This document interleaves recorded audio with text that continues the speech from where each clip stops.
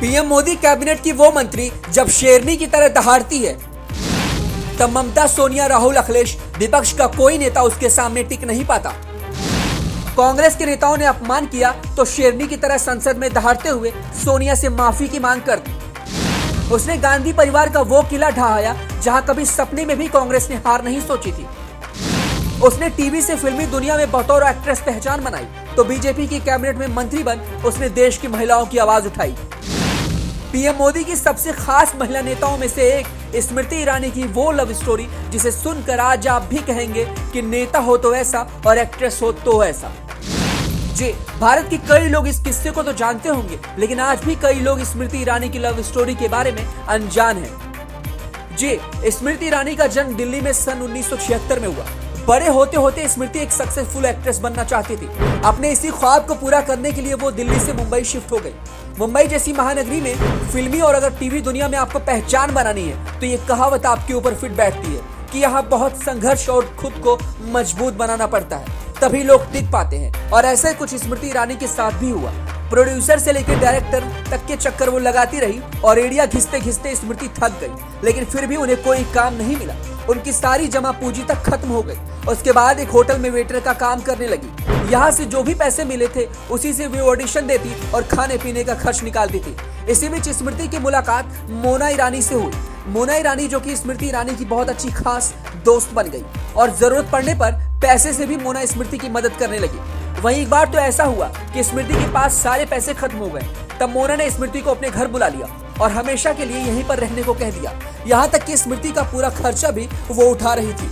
इसी मोड़ पर स्मृति की मुलाकात मोना के पति जुबीन ईरानी से हुई। दोनों एक दूसरे के साथ ही रहते थे, इसलिए दोनों के बीच में धीरे धीरे नजदीकियां बढ़ती चली गई।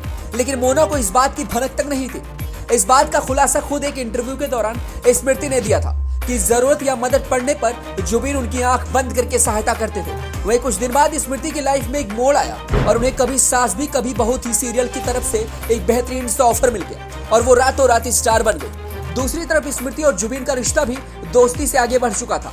इसके बाद दोनों ने ये फैसला लिया कि जिंदगी भर दोनों एक दूसरे का साथ देंगे। खबरों के मुताबिक ये बात भी सामने आई कि जब पहली बार स्मृति ने परिवार को ये बात बताई तो वे नहीं माने, क्योंकि स्मृति हिंदू थी और जुबीन ईरानी थे। लेकिन स्मृति ने फैसला कर लिया था कि शादी तो इसी से करके रहेंगी। इसके बाद जुबीन ने भी अपने घर में इस रिश्ते के बारे में बता दिया। वही पत्नी मोना को भी इन दोनों के रिश्ते के बारे में पता चला तो वो टूट गई। इसके बाद दोनों परिवारों की रजामंदी के बाद स्मृति और जुबीन की शादी हो गई। पहली पत्नी को तलाक भी दिया। वही कुछ लोग ये भी कहते हैं कि मोना तलाक का सदमा झेल नहीं पाई, क्योंकि मोना स्मृति को सबसे अच्छा दोस्त मानती थी और आंख बंद करके अपने घर में साथ रखकर बड़ा भरोसा भी जताया था।